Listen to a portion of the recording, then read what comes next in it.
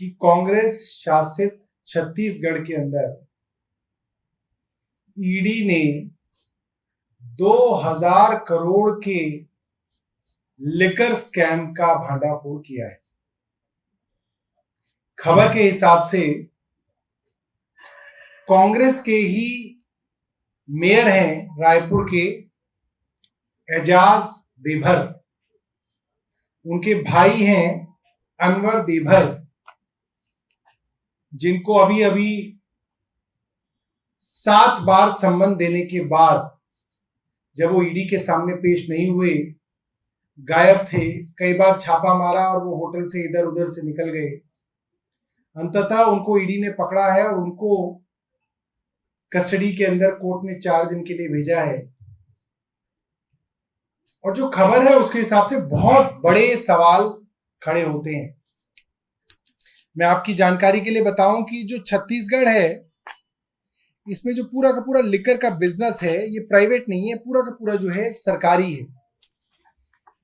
इसके अंदर करीब 800 सरकारी दुकानें हैं और एक कॉरपोरेशन है, सरकारी कॉरपोरेशन, जो लिकर प्रोक्योर करता है, सेंट्रली प्रोक्योर करता है। इसका नाम है CSMCL, Chhattisgarh state marketing corporation limited. तो ये जो सरकारी कॉरपोरेशन है छत्तीसगढ़ का, इसके ऊपर गंभीर आरोप लगे हैं और वो आरोप ये हैं कि ये जो भ्रष्टाचार हो रहा था, ये जो पूरा का पूरा वहां पे कार्टेल चल रहा है, पूरा का पूरा एक लिकर का सिंडिकेट चल रहा है, वो क्या था मैं वो आपको समझाऊंगा।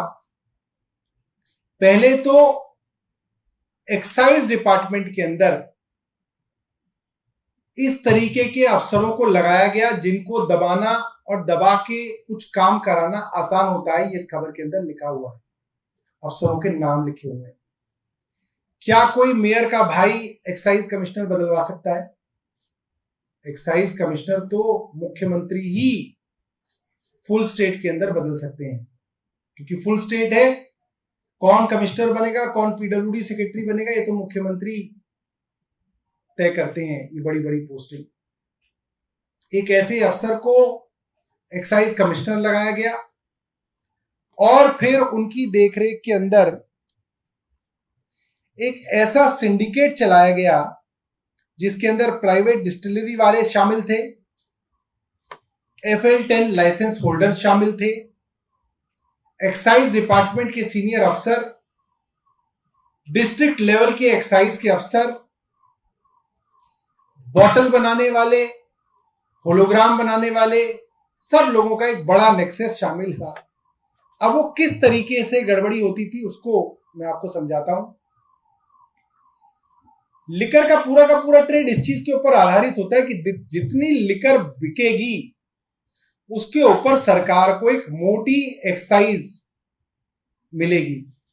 100 रुपए की लिकर बिकेगी तो लगभग 60 से 65 रुपए की एक्साइज उसके अंदर सरकार की होती है। कई बार ऐसा होता है कि लिकर 30 रुपए की होती है, उसके ऊपर 60 रुपए या 70 रुपए सरकार की एक्साइज होती है और वो 100 रुपए की बिकती है। ऐसा भी होता है जनरली। तो 30 रुपए के सामान पे 70 रुपए एक्साइज जुड़ के 100 रुपए का वो सामान बिकता है, इसलिए सरकार को उससे आमदनी होती है। इसके अंदर जो पैटर्न बताया गया वो ये था कि एक पैरेलल में illegal non excise paid liquor बनाई जा रही थी। उसको एक पैरेलल पूरे के पूरे मैकेनिज्म द्वारा सरकारी दुकानों तक पहुंचाया जा रहा था, जिसकी कोई जो है सरकारी जो है उसकी कागजों के अंदर एंट्री नहीं हो रही थी, सरकारों की बुक्स में उसकी एंट्री नहीं हो रही थी। तो डिस्टिलरी के लेवल पे एक अलग खेप शराब की बन रही है, जिसकी बोतल नकली, जिसका होलोग्राम नकली, जिसकी बुक्स के अंदर कोई एंट्री नहीं है। वो शराब की बोतल पैरेलल तरीके से उन्हीं सरकार की सरकारी दुकानों में, शराब की दुकानों में पहुंच रही है और वो बिक रही है। और ईडी ने बताया करीब 2019 से 2021 तक 30 से 40% माल जो सरकारी दुकानों में बिका वो ये वाली लिकर थी, जिसके ऊपर कोई एक्साइज ड्यूटी पे नहीं करी जा रही थी। यानी कि 100 रुपए का माल बिक रहा है तो 70 रुपए जेब में जा रहे थे, क्योंकि उसके ऊपर एक्साइज तो पे नहीं हो रही थी, डायरेक्ट आ रहा था। तो ये पहला पैटर्न है। अब जाहिर सी बात है, इसके अंदर नीचे से ऊपर तक जब तक आपकी मिलीभगत नहीं होगी तब तक नहीं होगा। जिस कंपनी में लिकर बन रही है उनसे आपकी बातचीत है, जो आदमी इसको पूरा का पूरा डिस्ट्रीब्यूट कर रहा है उससे आपकी बातचीत है, 800 सरकारी दुकानों पे आपकी बातचीत है, क्योंकि उनकी जो सेल है वो आप सरकारी किताबों में नहीं चढ़ाएंगे, उसको आप कैश में सेल करेंगे और उसकी सेल अलग रखेंगे, उसका हिस्सा बटेगा। और इसके अंदर सरकारी जो ये मार्केटिंग कंपनी है और पूरा का पूरा एक्साइज डिपार्टमेंट स्टेट लेवल पे और डिस्ट्रिक्ट लेवल पे सबकी मिली भगत होगी। इतना बड़ा सिंडिकेट चलाने के लिए बड़ी पॉलिटिकल लीडरशिप की आशीर्वाद की जरूरत है। हमारा मानना यह है कि ये पैटर्न सीधा सीधा स्टेट की पॉलिटिकल लीडरशिप यानी कि मुख्यमंत्री की तरफ इशारा करता है, वरना ये नहीं हो सकता है। दूसरा पैटर्न जो चोरी का था वो क्या था? 3 पैटर्न के अंदर चोरी होती। पहला पैटर्न मैंने आपको बताया। दूसरा पैटर्न ये था कि जितना भी लीगल शराब यानी कि एक्साइज पेड शराब किसी कंपनी से निकलेगी और वो सरकारी महकमों में सरकारी दुकानों में बिकेगी, हर केस पर 70 रुपए से लेकर 150 रुपए तक कमीशन लिया जाता था। ये दूसरा तरीका है जिससे पैसे कमाए जा रहे थे। ये लीगल जो माल बिकेगा उसके ऊपर कमीशन था। और जो तीसरा तरीका बताया है वो ये है कि जो इनकी मार्केटिंग कंपनी थी, जो मार्केटिंग कॉरपोरेशन था CSNCL,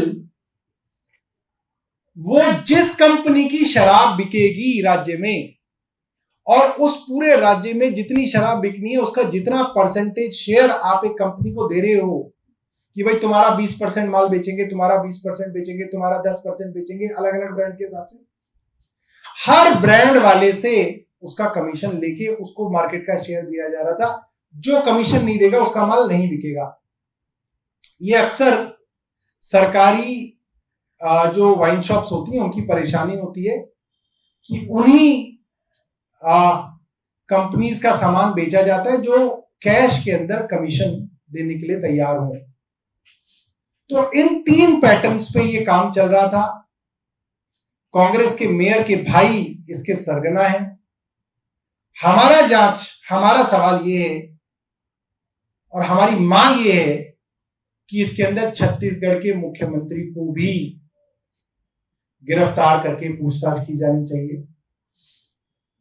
और जो छत्तीसगढ़ में बात सुनी जा रही है वो ये है कि इसका पैसा हाईकमान तक जाता था। तो इसके अंदर इतने करीबी हैं मुख्यमंत्री राहुल गांधी जी के, राहुल गांधी जी से भी इस मामले में पूछताछ की जानी चाहिए। इतना बड़ा घोटाला अगर उनकी नाक के नीचे हो रहा था तो ये संभव नहीं है कि उनको इसकी जानकारी ना हो। उनके बहुत चहेते बताए जाते हैं मुख्यमंत्री। ये जांच जो है राहुल गांधी जी और छत्तीसगढ़ के मुख्यमंत्री भूपेश बघेल जी की भी होनी चाहिए। ये हमारी डिमांड है।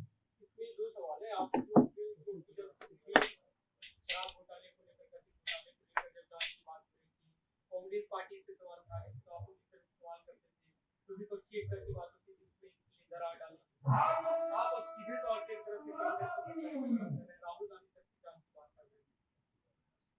देखिए, कांग्रेस के लोगों ने ही हमें बताया कि जांच से डरना नहीं चाहिए, तो इसके अंदर जांच पूरी होनी चाहिए। और इतना बड़ा दिल्ली में क्या आरोप है? 100 करोड़ का आरोप है कि 100 करोड़ का भ्रष्टाचार हुआ। उसमें भी सीबीआई ईडी ने कह दिया कि नहीं जी 30 करोड़ का हुआ। और उसमें भी कोर्ट ने कह दिया कि जो लाखों के अंदर बात हो रही है वो तो करीब 19 लाख रुपए की कैश की बात हो रही है। तो 100 करोड़ से गिर के वो 30 करोड़ हुआ, 30 करोड़ से गिर के वो 19 लाख हो गया। उसके लिए तो सबकी जांच हो रही है। और यहां 2000 करोड़ का घोटाला है, यहां मुख्यमंत्री का नाम ही नहीं है। 7 बार सम्मन दिया गया, तब भी जो है आरोपी जो है ईडी के सामने पेश नहीं हुआ। क्या कारण है कि इतना सॉफ्ट जो है बीजेपी जो है कांग्रेस के साथ चल रही है? इनकी जांच होनी चाहिए, इनको बुलाया जाना चाहिए, इनका अरेस्ट होना चाहिए। लेकिन सौरभ जी, हाल के दिनों में देखा गया, जब राहुल गांधी पर गुजरात पुलिस का फैसला आया तो आपने सपोर्ट में कहा, कई सारी चीजें ऐसी मल्लिकार्जुन खड़गे उनका बातचीत करके जब सीबीआई ने बुलाया उनकी तरफ सपोर्ट में नजर आया। अब ऐसी खटास कैसे आ रही है? आप कांग्रेस के खिलाफ बोले, कांग्रेस आपके खिलाफ बोले, ऐसे क्या हो गया?